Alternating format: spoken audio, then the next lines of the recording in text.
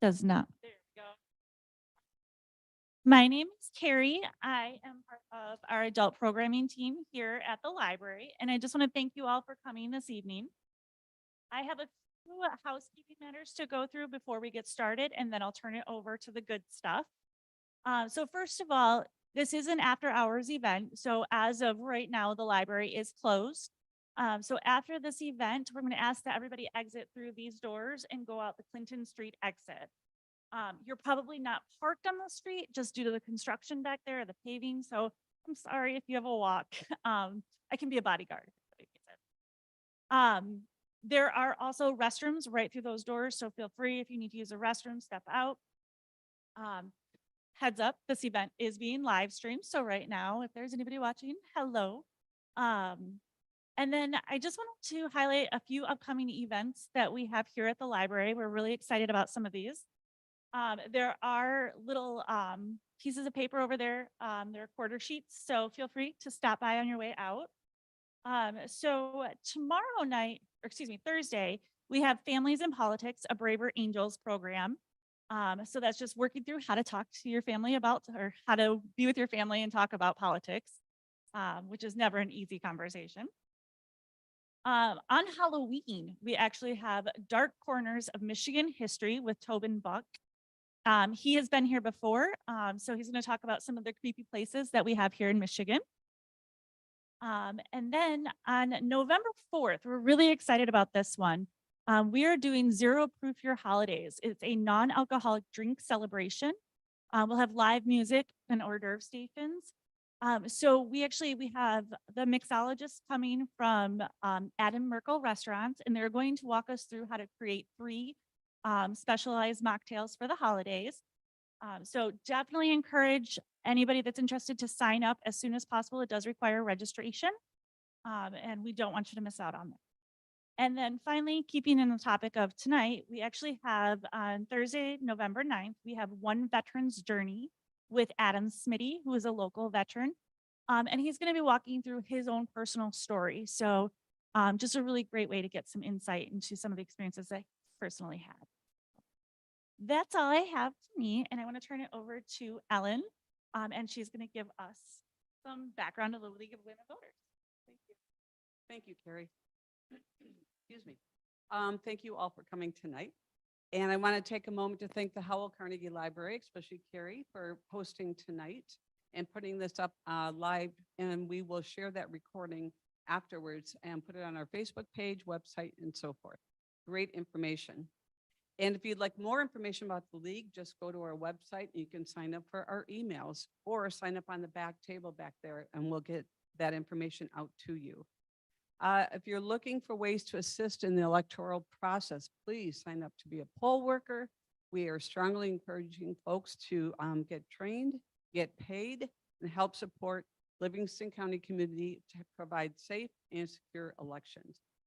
It's going to be a busy year next year, 2024, and with this expanded voting windows, we need more folks to help out at the polls, so please consider that. Speaking of elections, our recordings for the candidate forums to the Brighton City Council, as well as the Howell City Council races and mayoral race for Howell, are on our website. So please look that up and learn about those candidates. Be smart when you vote.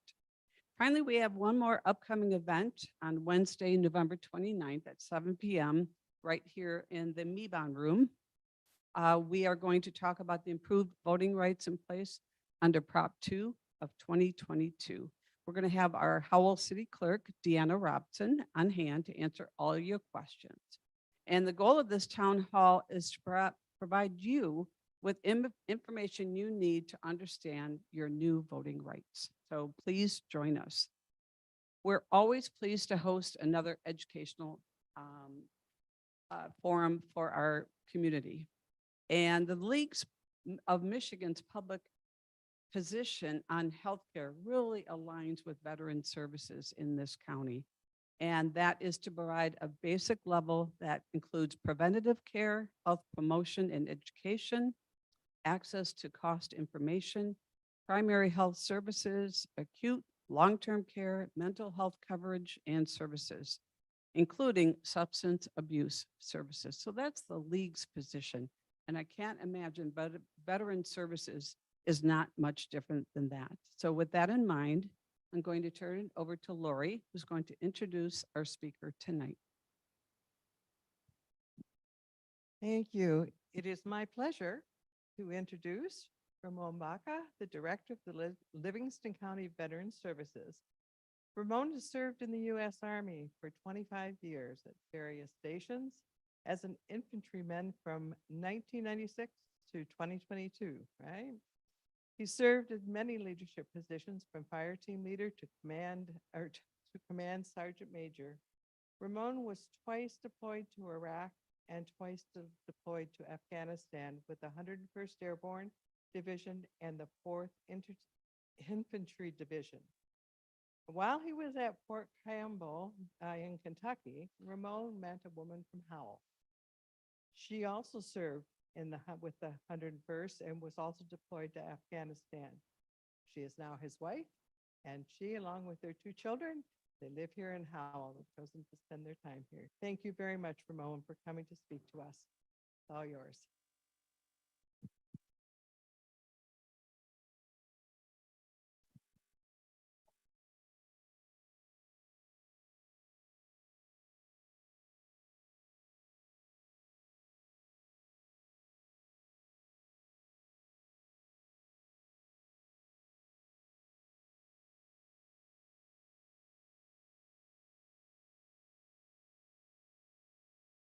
How's that?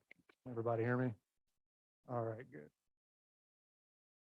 All right, thanks for the introduction. Thanks for having me. A beautiful facility here at Carnegie. I actually bring my children here quite a few times. I'm actually going to bring them here this weekend. My son has to do some reading, 200-page novels now. He's 4th grader, go figure. And so I have to bring him here because I think in the house we have maybe 50-page novels. That's about the max that I can read. So I said, well, let me take it down to the library. As illustrated, I was an infantryman, so I didn't dig too deep in the books. Instead, I liked being out in the field instead. But in time, I guess we all got it in. As mentioned, I'm a transplant here to the beautiful state of Michigan and Howell specifically. I met my wife back in 2009 for the first time. Coming to Howell was that Christmas time, 09, to meet parents. So that was a little nerve-wracking. And to this day, I'm not even sure that they have even warmed up to me yet. But so I'm moving to your hometown, so we'll make that happen. I'm kidding. We get along great. And yeah, my children one goes to Southwest Elementary, right across the street, and then the other is now at Parker Middle School. So we're moving up in the world, getting a little bit older. It's hard to believe. Remember the first day when my daughter was going into kindergarten. So now they're just growing quickly. But that's kind of in a nutshell why I'm here. We thought it was logical to raise family in this town. Livingston County, generally speaking, not just Howell, but this whole area is just wonderful. It's beautiful. Wish I would have grown up in something like this town. It's such tight-knit community and all the resources that are available. It's absolutely amazing. As luck would have it, I'm now a civil servant after leaving the Army, serving for all those years in uniform. Kind of entertained, well, do I go back work for the government? There's not really a post around here where there's a lot of GS positions or things of that nature, like a Fort Campbell or Fort Bragg or anything like that, place I've been stationed, Fort Carson, places like that. So, it never really dawned on me that I'd end up back into a civil service type environment. So I started working as a project manager down in Novi, got hired down there and worked there for around 4 months. It was very short. I actually felt extremely bad about talking to, at the time, my boss about leaving to come work here. Luck would have it, my wife stumbled on the position that was open for director down at Livingston County Veteran Services. And she said, hey, this might be right up the alley. I said, what are you talking about? I read it, and the job posting said, that's perfect. And so, it allows me to continue to serve in some form or fashion and still talk the same lingo, same language, the veterans, folks that were in boots just like I was. And I feel like I've got that connection to all eras. I think you just generally do that brotherhood, sisterhood, whether I was Army, like I said, Navy, Air Force, Marines, Coast Guard, all of the above, whether they were officer enlisted, Vietnam, World War II, all the way fast forward, Iraq, Afghanistan. And so we just had that special bond and that connection. And so I was just grateful to stumble on the position and even more grateful to get hired. So now I think you're stuck with me for the next 20 years or so until I start another chapter thereafter. So we'll see how that goes. But A couple questions that were asked of me, and by all means, please be interactive if there's anything that I come across or that I mention and you want to ask questions, please do. A couple questions that Lori asked me to address, and I'll go into this in a moment, but the VA services that we provide, I've got a lengthy list of things that we do. How are we funded? How do veterans access the services? And I'll start here actually on bullet point 4 and 5. So what are the greatest needs in Livingston County and what needs go unmet? I'll start out there. I feel like that's probably the toughest question or issue based on this list. I feel like I can get to the other things fairly quickly. And I talked to a lot of the staff as I was approaching this today, and I said, what do we think? What do we see needs? Part of our services, and I'll get deeper into this, is emergency relief. And so many times we'll have folks come to us with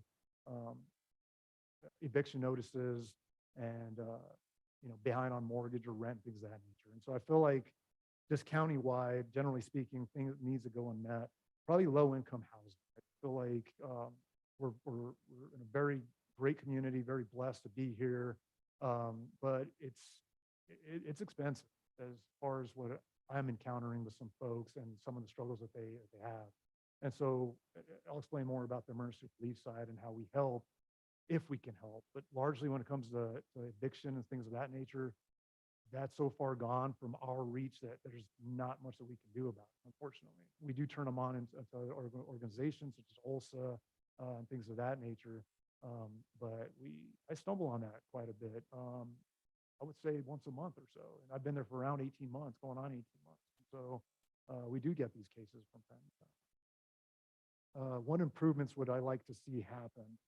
Well, and I was talking earlier before this began, as far as improvements for my department, I can honestly say there's no greater improvements that we can do as far as facilities or as far as headcount.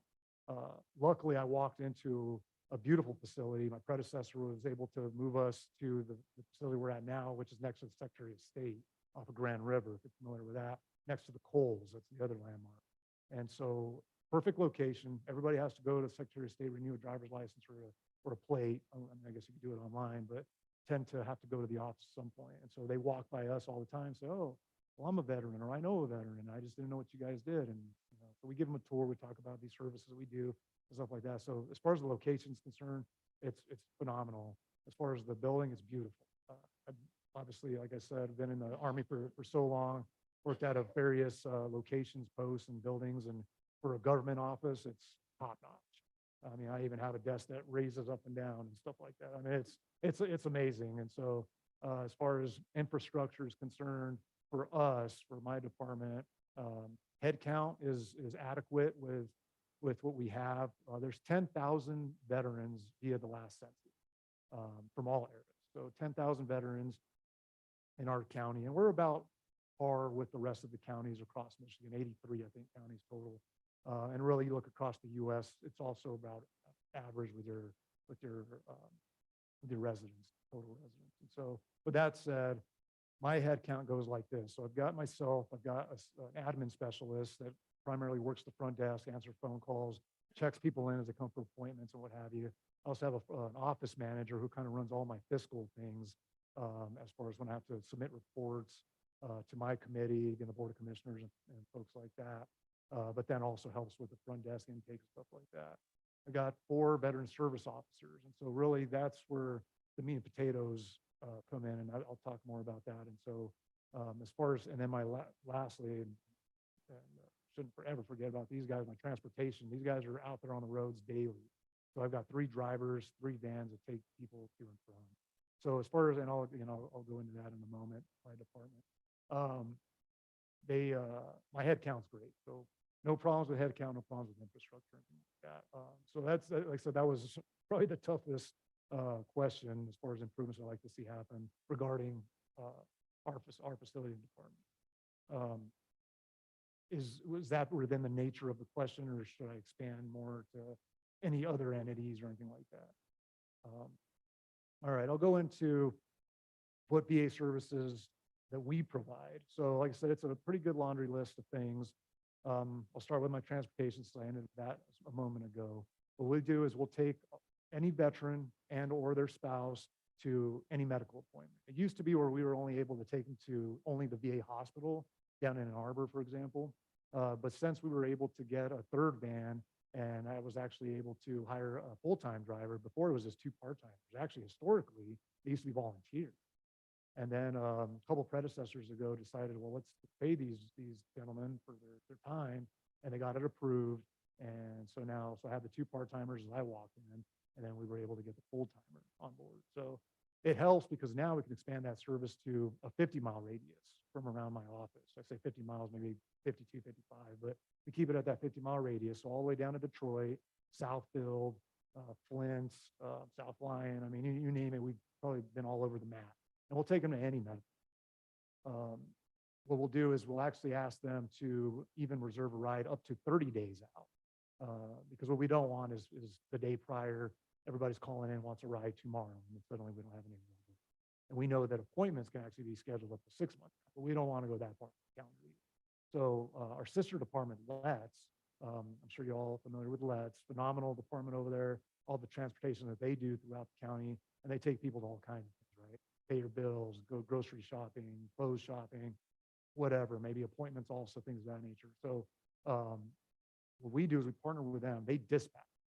So what folks will do is they'll call into their number and they will ask for a ride, and they'll say, I'm a veteran and I need to go to whatever said medical appointment, whether it's dental, medical, physical therapy, anything like that.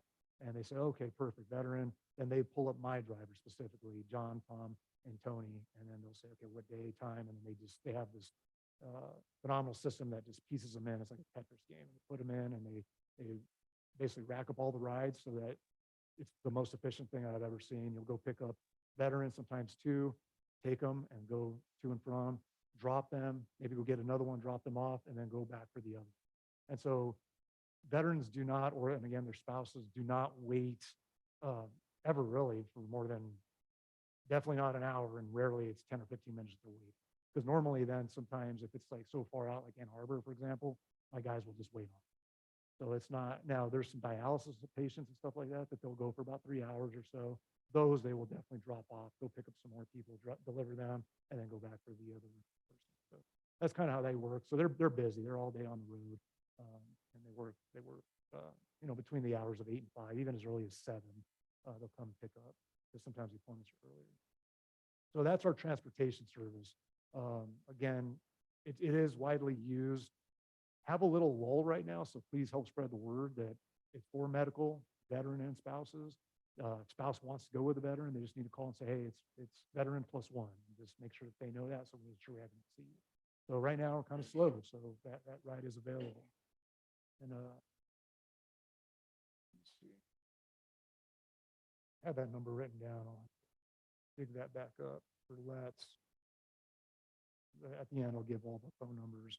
So then the other part, I already kind of touched on emergency relief. So by state law, back in like 1899, there was a law that says folks coming off the battlefield kind of came back to homes that were destroyed, farm fields that weren't up and operational anymore. So the state felt like we need to help with emergency relief. So this dates back very many years, right? And so that's actually the reason our office truly exists. That is the sole reason. We've expanded services, but really it's for that. And so what happens is an indigent veteran or the family member, spouse comes and says, hey, we make a certain annual income limit and it's underneath that threshold. We have an emergency and it's unforeseen. We can help them, all right? Doesn't mean we always help them. Doesn't mean sometimes we have to deny folks, okay? Because we do have to be, we have to scrutinize bank statements. So that's the policy. We look at 90 days worth of bank statements. We look at, are you a resident for at least 90 days? Because we don't want is folks just be passing through.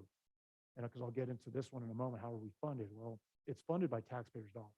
So the emergency relief fund is your money, my money. I'm a Livingston County resident, pay taxes.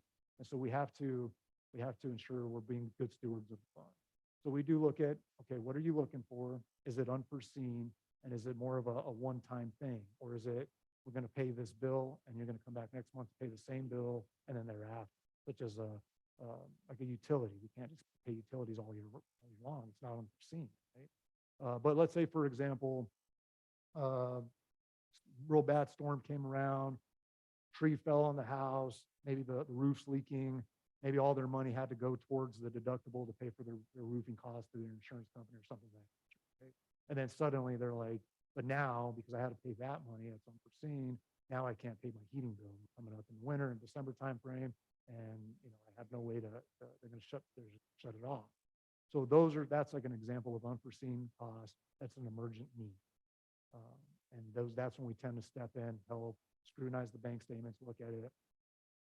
What happens is my counselors, the veteran service officers, they have a certain threshold that they can approve, but they'll still come and obviously give me the courtesy and say, hey, we have this situation, checked out everything looks great. That's on the situation. They'll approve it, they sign it.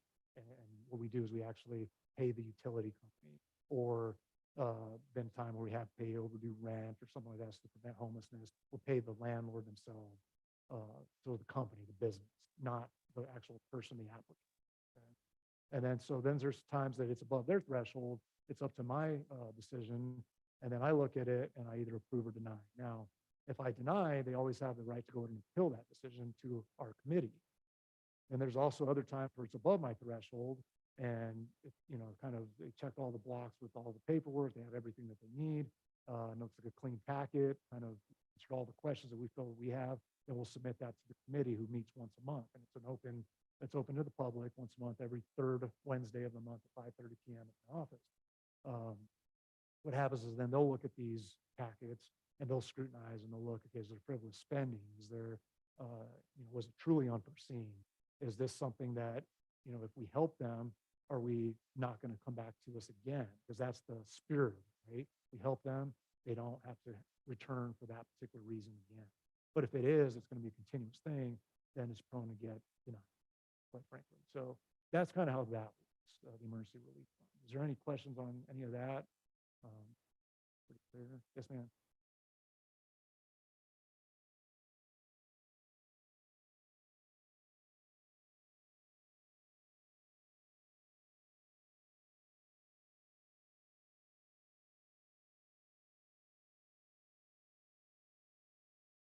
Right, it's a very good question, and it can. So, what we'll look at is, okay, so like, let's say, did you get injured on the job, that example, are you getting workman's compensation or something of that nature, right?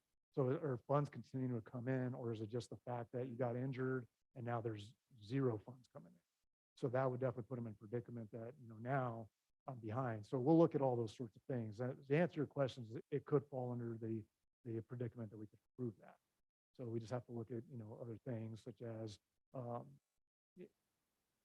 in another tangent, however, I've got car repairs I need to make, but really they're retired, for example. They're not even of working age anymore, but they just want to. And so in those cases where they needed to have car repairs, well, car repairs aren't really unforeseen, but really you don't need to get anywhere, i.e. a job or anything like that, because you're getting a pension of some sort coming in. You can deny things like that. I think in your scenario, though, where they still need to maintain car payments, mortgage, things of that nature, in order to prevent homelessness, then that would be a cause for, let's look at that. Let's see, is this going to help them be a step up, or is it just going to prevent them from moving forward? Is that at the committee level? No. Once it goes to the committee level, that's it. They have the authority to really approve or deny, and that's really what we will always do, though, is always seek out other resources. So sometimes it won't fall under our purview for various reasons, but we'll always reach out to other entities across Livingston County and even at the state level, because the state also has like an emergency relief fund, the Veterans Trust. And so in these sorts of cases, we can always help them apply for that. And so our veteran service officers are advocates for that. They'll actually process that application to the state. So if we deny them, and if my committee denies them, we can always go that out. And sometimes they're a little more lenient on some of their things that they approve. The other things we do too is we'll reach out to some of the nonprofits. Veterans Connected is one that helps a lot. Vet Life tends to help on certain things, American Legions, VFWs. So we'll always look for like another solution if one exists. I can honestly say we will never leave somebody just empty-handed with just a no, and that's it. Shut the door and we're done. we're always trying to seek something else. Yes, ma'am. So the names of the gentlemen. So the committee, what it is, by state mandate, 3 to 7 person committee that we have to have. And what happens is essentially, me as the director, that's my next layer of it's like a board, exactly. So what I do is I report to them monthly on all our financials, any of these packets that need to come their way, and overall numbers. That's just as far as, walk-ins, call-ins, appointments, and so on. And then it's just over for discussion, new initiatives. Sometimes we have some great ideas that we want to try out. And so, got to pass it by them and say, hey, is this something that you think we should pursue? Is this something we want to spend money on or not? Or, is there other avenues if there's money involved? Is there other ways to send out a newsletter via the townships versus paying for postage and a postcard or something, right? So these are just discussions we have, some of these meetings. Then next to them, we also, like end of year annual budget, we report to the Board of Commissioners. So here's the county. So it's kind of like those 3 layers. And we don't report to the state at all, nor do we report to federal. We have relationships with some of these entities, but we don't report. I think she had her hand up. Yes,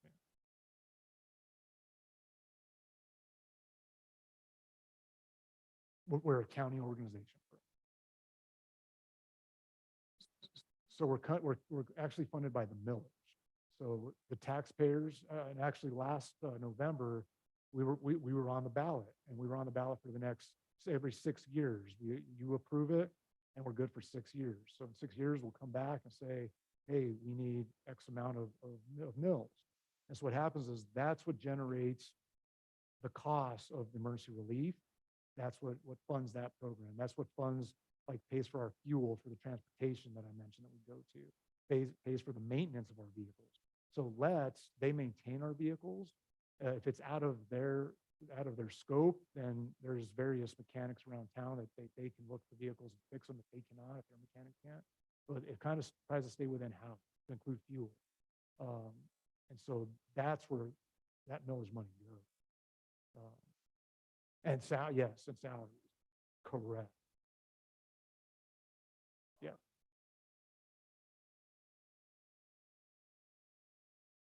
Yeah. No, great question. So every year, actually going into this next year, I budgeted for nearly $300,000. About 270, rounding up, but 270, 279 is what we budgeted for. And this year, it was nearly the same from last year to this year. I think we did a 5% increase because of the cost of living and whatnot goes up, but we didn't quite spend that much this year. So what happens is just because I budget for it, it maintains. It just kind of maintains in the fund that will roll over. And then what happens is then I don't have to ask for as much millage next year. So for example, we're approved for 0.1152 off the top of my head, 0.1152 that we're authorized by, that was on the ballot and the taxpayers voted, and they said yes. It was approximately 70% voted yes, to 30% voted no, something like that. So I got to win over a few hearts and minds. But what happens is we're authorized up to the 0.1152. However, last year going into this calendar year 23, we only opted to ask for half of that. So it was 0.0564, I think is the math. So told me not to do math in public. I shouldn't do that, but it's approximately 0.0564 was this year. Going into next year, we have to up it a little bit. Historically, there was funds that were already rolled over for many years in the past, largely because we were not fully staffed. This is the first complete year we've been completely staffed at 10 people, 10 headcount. So years prior, we lacked a couple full-time positions that were on the FTE. I think they were only authorized like 7 or 8, but now rolling forward, so there was some money left back then that's rolled over time after time. That led us to only ask for the 0.05, what did I say, 24 or something like that, this last year. And then this year is 0.07, I think is what we're asking for. So it's been approved. So that's what will end up coming out. But that's what funds all of the facility, the salaries, because we have to pay for the lights, we have to pay for the gas, we have to pay, the natural gas, and all of that. So that's what keeps us up and running and operational to do what we do. Yes, ma'am.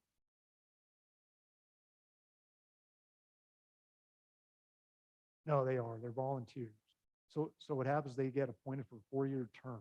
And so through the county. So what happens is the county, they posted much like a job opening. It's not a paid position, but it's like a job opening, if you will. So that we'll post it. We'll even put it out in news media and like Press and Argus, WHMI, things of that nature. We'll put it out there so that they can just help advertise it. Hey, these postings, this posting's open. And so they're appointed for every 4 years. And so what happens is they basically put in I call it a resume. It's not so thorough like a job resume. It's kind of, why do I want to be on this committee? What can I bring to this team, sort of thing that they write. And they submit their DD-214. DD-214 is your discharge paperwork. That's what shows that you left the service with an honorable discharge. If you had anything less than honorable, then they won't be allowed to apply for the committee. So then the committee then gets selected by the Board of Commissioners. I don't have a vote in that, actually. So what happens is the committee will look at all these various resumes. They may call me if they have questions, because not all the Board of Commissioners were veterans. 3 of them are. So sometimes they want a clarification on something that's on the discharge paperwork, or whatever terms these guys are using or gals are using on their summaries. So anyway, they can ask me some questions, but I'm a voting member of that. Board of Commissioners will ultimately appoint them, and they're good for 4 years. So actually, I've got 2 gentlemen that are coming up at the end of 24. They're kind of all sporadic. Like they didn't all get appointed at the same time. Yeah, that's all. Any other questions regarding any of that? Good question.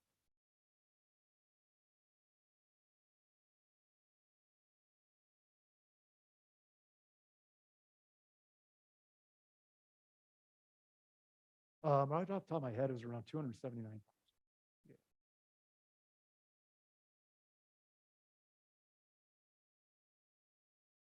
Is that what that math is? You're quick. No, they don't. And so again, they've got to meet a certain threshold of income. So for example, in that threshold, you're probably actually wondering what the threshold is. For example, we go off it's almost like a national property level, and it's actually the VA numbers, the Veterans Affairs from the federal system. So one person in the household is approximately 39,000. So if they're anything under 39,000, then they're considered eligible for the program. Anything above that is essentially your over income. Now, there could be circumstances where they're slightly over income. If they're $10,000 over income, then it's not going to get looked at. If it's $1,000, $2,000, $3,000 over income, we could tend to look at it and make an exception. But so again, for one person, one veteran in the household, 30 or widow, 39,000. For 2, let's say it's veteran and spouse, off the top of my head, it's about 42 or 43,000 is what's considered national, like that poverty level line. So that's how we operate. It's not just some number we just made up.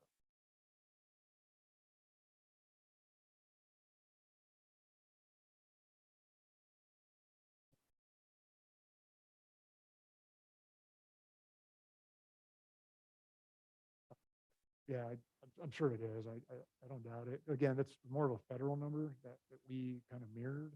So probably sounds like it is. Let's see here. So a couple other services I wanted to mention. So going back to my VSOs, Veteran Service Officer, they're nationally accredited Veteran Service Officers. So what that means is that they have gone to a Veterans Affairs proven course, graduated the course, and have gone a federal background check in order to get a certain ID card to be able to plug into the federal system, federal VA system, U.S. Department of Veterans Affairs. And what happens is now they can go into the system and file the paperwork on behalf of the veteran to submit for various things, a lot of things, and I'll start getting into that now. The easiest one to talk about is everybody's, I'm sure, heard of like VA compensation and or healthcare, right? So what happens is, for example, service member gets injured while they were in service, jumped out of too many airplanes, their back has arthritis, have knee surgery, something to that effect. And it's documented back in the service time frame that they had surgery, or they just even simply went to what's called sick call maybe got some Motrin, some medication for it, did some physical therapy. When you have all that documented, it becomes a very easy process. So what happens is the VA forms, my counselors will fill all that out with the veteran. Veteran signs and says, yes, that's my social, that's my birthday, that's my name, my time in service, DD 214 attached, and this is what happened. Like I said, they jump out of an airplane and broke a leg. Okay, where are those medical documents at? Oh, here they are. Then they're teeing up a software course, and that just gets put in the system, gets sent off to VA examiners. They look at it. Sometimes they don't have those records. Let's face it. Like my generation, I left with my records in hand, but your Vietnam veterans, let's say World War II veterans, they're not. But they absolutely know what happened to them, and they can tell you, yep, this happened at Fort Bragg, North Carolina, at the Army hospital there. And then what happens is we just write all that down, basically location. The VA can then go dig for those records and find them. And all they do is say, yeah, I broke my leg. Okay, we write all that down, time, location, done. Now what happens is then those packets will go to the VA, federal VA now, again, the county. It goes to federal VA. Federal VA then looks at these packets, then they determine if they want an additional examination. A third-party examiner, not at the VA hospitals, believe it or not. So what they'll do is they're contracted doctors that they will go and the veteran will go and say, okay, yep, I'm coming here for said ailment. And then they go and say, okay, what happened? They'll look at range of motion, or if they go for hearing, they'll put them in a hearing booth or something to that effect. And then that doctor will then write their summary, send it back to the VA. Then the VA basically looks at apples and oranges and they say, okay, this is what we pulled from the military, and then this is what this third-party examiner said, and then they make the determination from there. I think what they're looking for is accuracy. They're also looking at how much it's gotten, how much more it's gotten worse. Does that make sense? So like example, your range of motion when you left the military 10 years ago might have been decent, but now it's so far gone that now that's how they rate you accordingly. And now it could have gone from 10% disabled on that particular leg to 20 or 30%. So that's if you've ever heard on the street, oh, this service connected for 30%, 40%, 100%. That's kind of what goes into it. And sometimes you can have multiple. You can have 20 things wrong with you, or you could have one. And sometimes the one thing is so bad that it is 100%, or maybe it's 0%. 0% is actually a good thing in the VA world. What that means is it provides you health care. And so anything 10% and above actually provides a monthly compensation check in the mail. Well, not in the mail anymore, it's electronically deposited, but what happens, that's where your 10% and above. So that's part of what the VSOs will process. We also process burial benefits. So what happens is there's various thresholds of federal VA money that can be reimbursed to a family member who incurred out-of-pocket. And I know that funerals cost on the upwards of $20,000 sometimes, but the VA will actually only reimburse up to around $2,000. Let's face it, I got it, it's a drop in the bucket, but it's something. So it depends on if you're service connected versus not service connected. So it goes anywhere from 2,000 down to around 1,000 or so, depending on the person's ailments, what they died of, and even years of service. So, and never tell anybody, oh yeah, you'll be qualified for A, B, or C. You can't do that because every veteran's different. So you just have to get their records, process it to the VA, and quite frankly, we don't have any say on what they do or they don't get. It's processed to the VA, and then they look at the predicament, and then they award it or they do.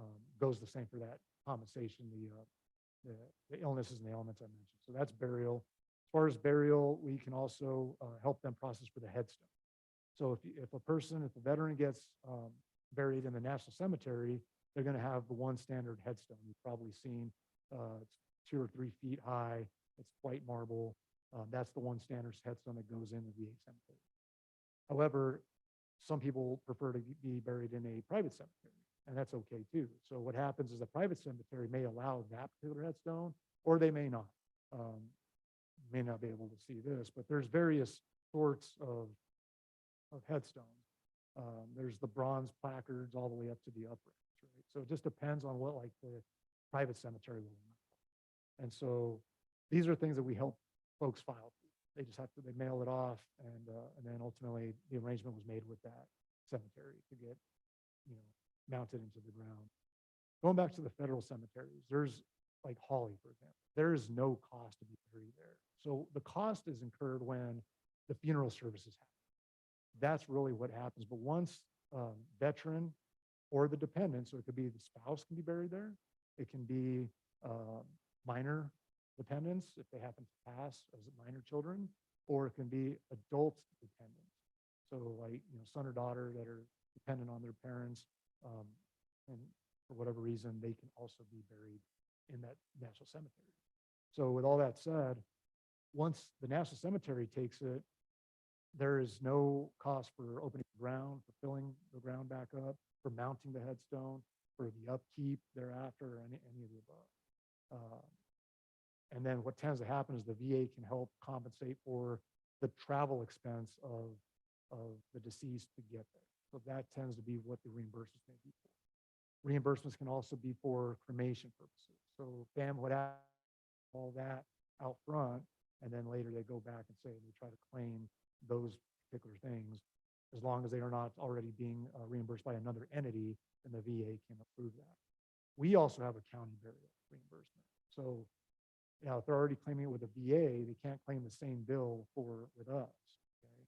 But let's face it, going back to the $20,000 scenario, if the VA gives them back for that particular receipt $2,000, then we can do up to $1,000. Going back to the millage fund, and that is the other part of our funds, by state mandate, every county must give at least $300 for a burial reimbursement if the cost occurred pocket. Okay? Now, when it comes to where they have, it's already been prepaid, for example, or say life insurance or something like that's paying for it, and if the loved ones left behind didn't come out of pocket, well, then there's no reimbursement. Does that make sense? For neither our end or the VA. So for starters, the state says every county must authorize up to $300. Well, over the years, we've been lucky to get the millage passed and so on and so forth, and we've actually been able to up it to up to 1,000. So it's the 300 initially plus another 700 for up to. Does that make sense? Some of the other, I wanted to touch on this too, highlighted this. National Guard and Reserves can also be buried at Hawley, as an example, if they were retired. I get that a lot, because this is a big guard state. Because again, we don't have like a Fort Bragg or Fort Campbell near us, right? Fort Drum, some of these other Camp Lejeunes of the world, we don't have those near us. But there's a lot of people out here that have served in the Guard and Reserve.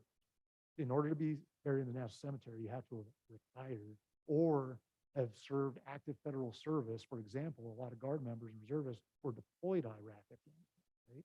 So if they were on deployment orders, active federal service, and they served their time honorably, and they left that period of time when they were supposed to, in other words, not for disciplinary reasons, then they could also be eligible. So that's when your Guard members, your reserve members are.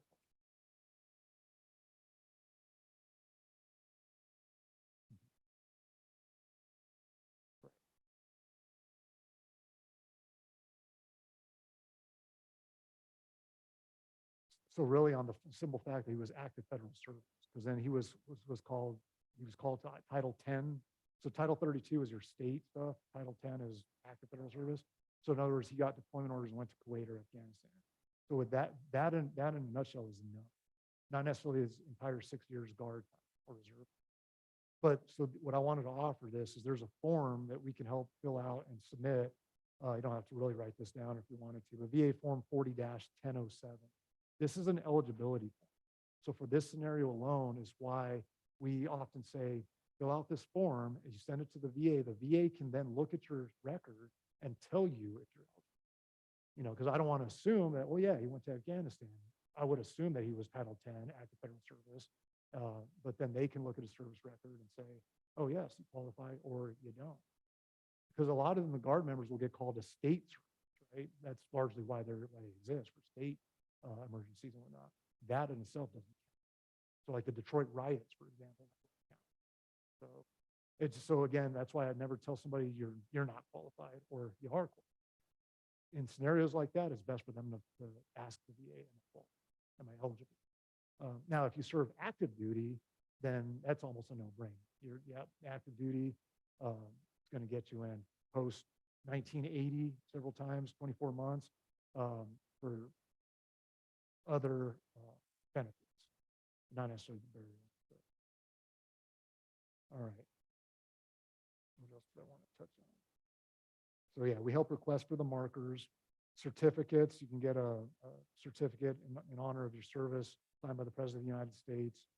And you can actually ask for as many certificates as you want. The other thing we do at the county is we actually give the flag boxes. So the loved ones can go back to, like, the funeral homes are really good about requesting flags, but then you can also go request it to the U.S. Postal Service. And I was actually just in Howell the other day, and I asked them, I said, hey, how many flags do you generally have on hand? They said, usually we have about 60 on hand. So you literally just go fill out the form, show them the DD-214, the discharge document, and then you can get the flag for your loved one there. But then what we do is we also have, enough money to be able to purchase some of these flag boxes. We give those free. So what happens is they come in to claim their burial expenses, and then at that time, we can also give them a burial box for the flag. We don't give the flag, Postal Service does, but we'll give the flag.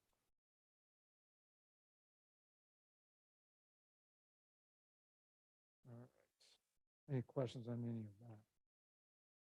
So, yes, ma'am.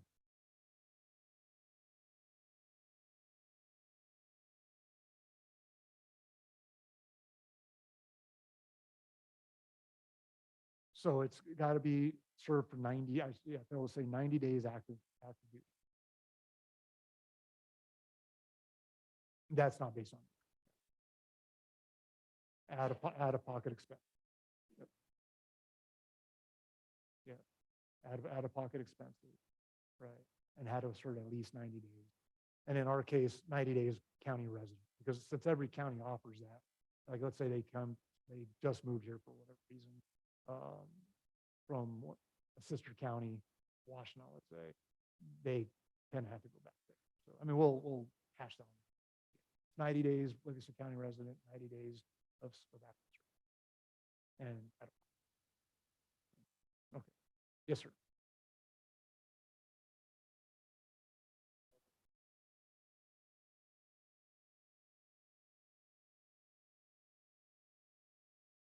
Right.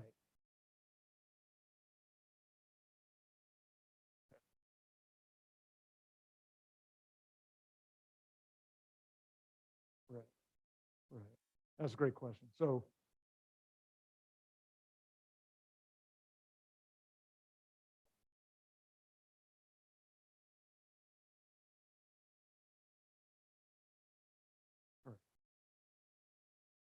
right. So if you're enrolled at the VA healthcare system, they give you the ID card. I think that's what you're discussing is the ID card, because you mentioned medical, right? So VA healthcare system will give you the ID card.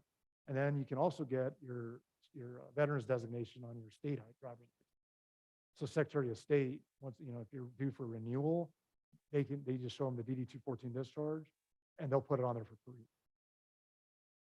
No, that's Secretary of State. Yes, sir. And then the VA ID card is you have to enroll in the VA.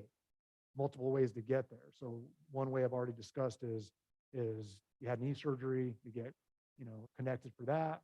That gets you in the VA healthcare system. And at Arbor, they will give you that ID card. Another couple of ways I wanted to discuss is, so you can also get in the VA healthcare system with income, lack thereof, really. So lower income threshold, right? So veterans, so let's say they didn't have any ailments that they can claim, right? But they are a lower income. They actually look for they ask you all your assets and all that stuff on the form, and you file that, then they can tend to approve you for VA health. So that's another way to get in. And then lastly, certain eras of combat veterans, Vietnam, Iraq, Afghanistan, can also get in just based on their service during a time of war.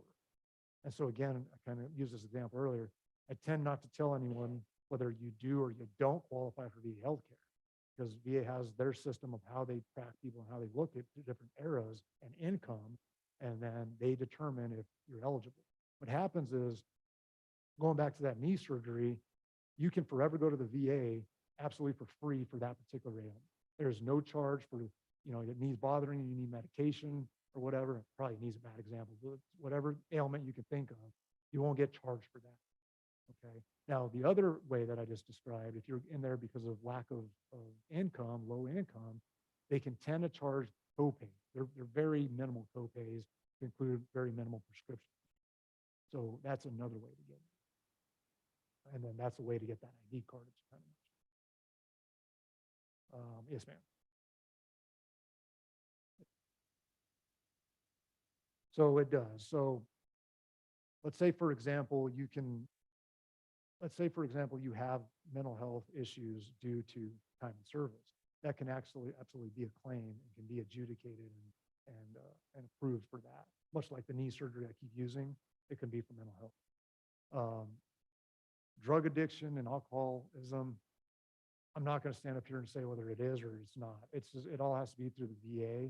They have to determine if your time in service caused that. Now, fast forward, and let's just say that you were into the VA healthcare system because of not necessarily service connection, but let's say because of lack of income. But you need to go seek out mental health or, alcohol treatment. They can still take you. They have the facilities, but they may charge you copay. So it just, again, it just depends on whether service connection means you're not going to pay for that. If you're not service connected, there may be a copay. Does that make sense? Does that help out the scenario?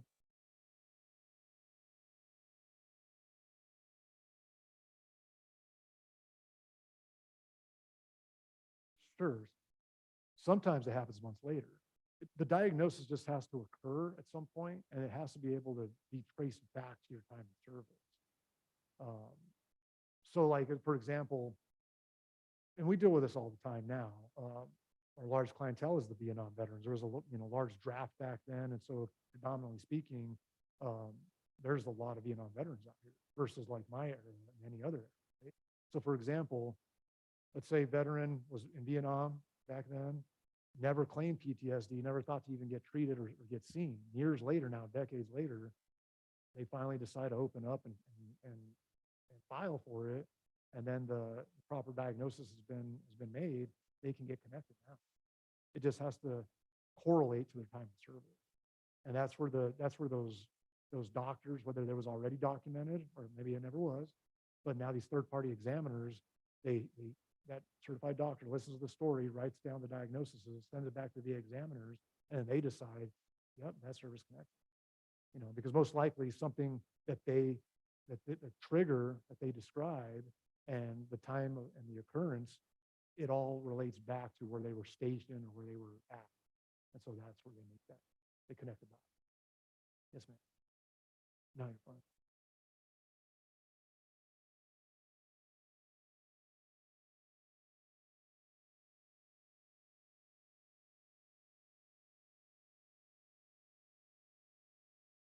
Yeah, no, great question. So these are actually paid for by the VA.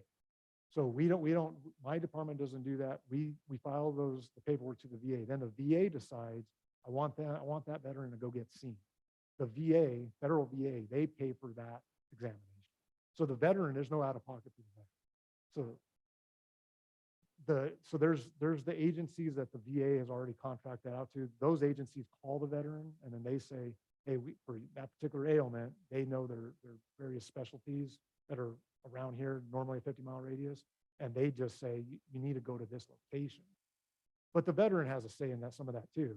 Obviously the date and time, and then if they say, hey, I can't get this, for example, then they'll look, well, is there anybody in Howell? Is there anybody in Ann Arbor, anywhere closer? They'll work with the veteran, try to get them closer, better day and time. Now, we take folks to those medical points all the time. So for example, Southfield, that's a prime thing that we do. They'll call us, say, hey, I need a ride to my appointment for the VA because of that examination. Perfect. That's exactly what we do. So we take them there. So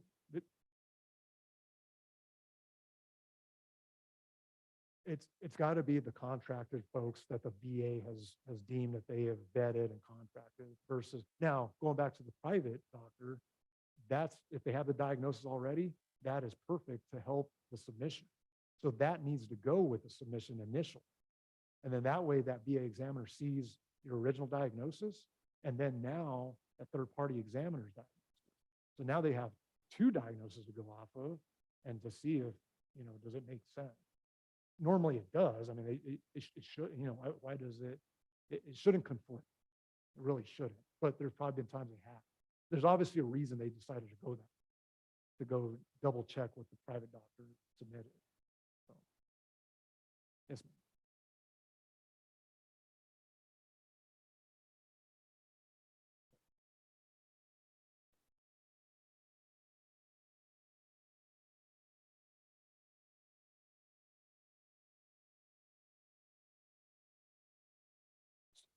So that was actually one of the talking points I was going to speak of. I'm glad you brought that up. No, perfect, perfect. So and I know this is super tiny, so I know folks on the camera can't see this, but so what we did here is we basically we pulled the list of presumptives from the VA website. Okay, and it's what we're calling the PACT Act. Everybody's familiar with the PACT Act, I think the term, right? It's out there, right? PACT Act, the presumptives. It's all encompassing. So what happens is what the VA is saying is, and I see this one more often than not.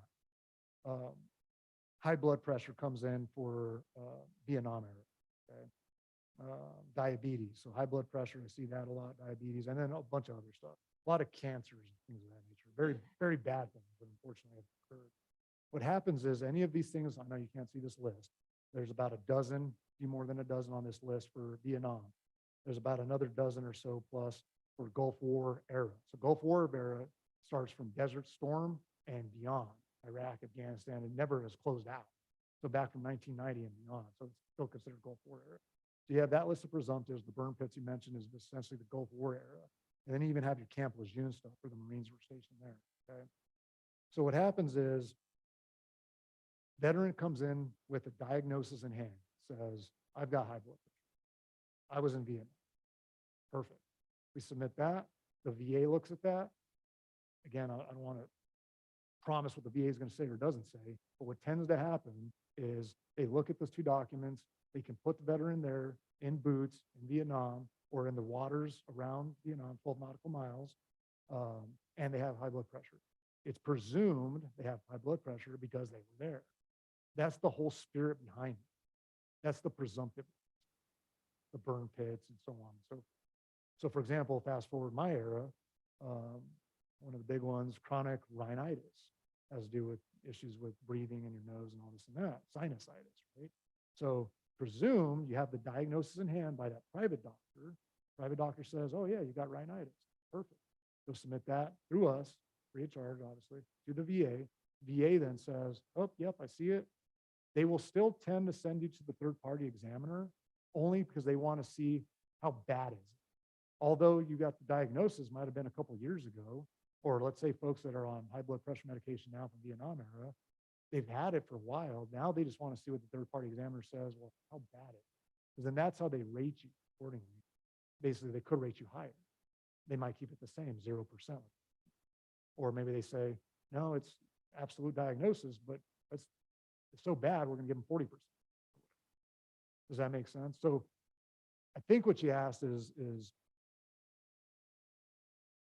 that they tend not to service connect them, or it's harder to service connect them? Is that kind of? Yeah, okay. Right.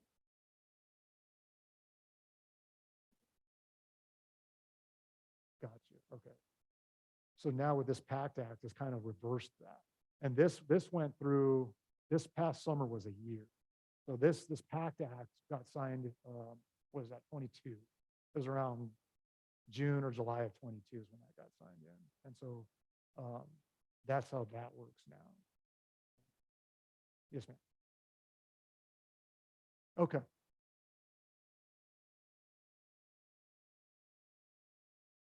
Yeah. Absolutely. So let me go grab my brochure so I can say the number. Yeah, so if you'd like to make an appointment, yes, ma'am. Sure.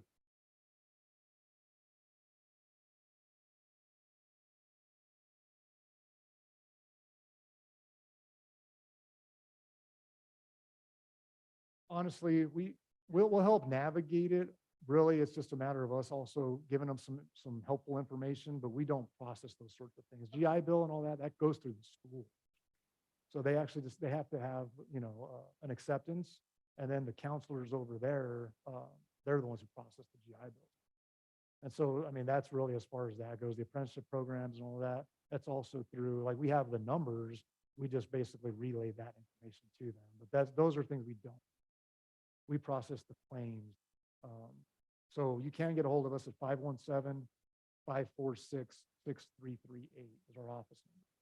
We're all located next to Secretary of State over on Grand River, so you can always walk in as well. Take a tour of the facility. We can get deeper into some of these benefits. Make an appointment if you feel the need.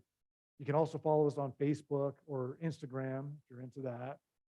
It's at Live Co Vets. So Live LIV Co CO Vets VETS at Live Co Vets. You can find us on Facebook and Instagram that way. Our county website is milivcounty.gov. So it's MI like Michigan, LIV, first part of Livingston County, essentially, and county.gov. So again, milivcounty.gov/veterans. But probably the easiest thing to do is just come by the office or call us, 546-6338.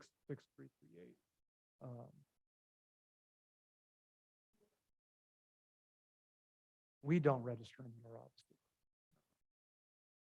I'm sure we can do just about anything. I guess I could learn how to do it. I mean, never say never. I don't know what it encompasses. I get somebody to go, but educate me on that, and we can potentially see what we can do.